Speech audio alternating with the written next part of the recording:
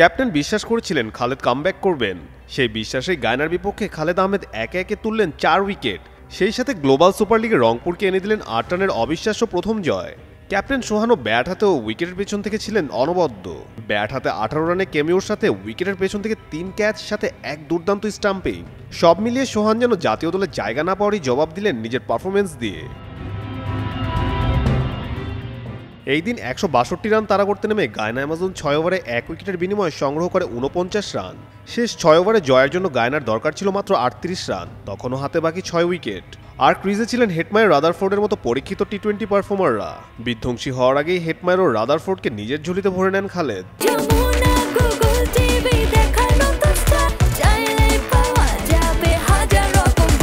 শেষ 2 ওভারে গায়না ওয়ারিয়ার্সের দরকার ছিল 20 রান, হাতে আরও 3 উইকেট।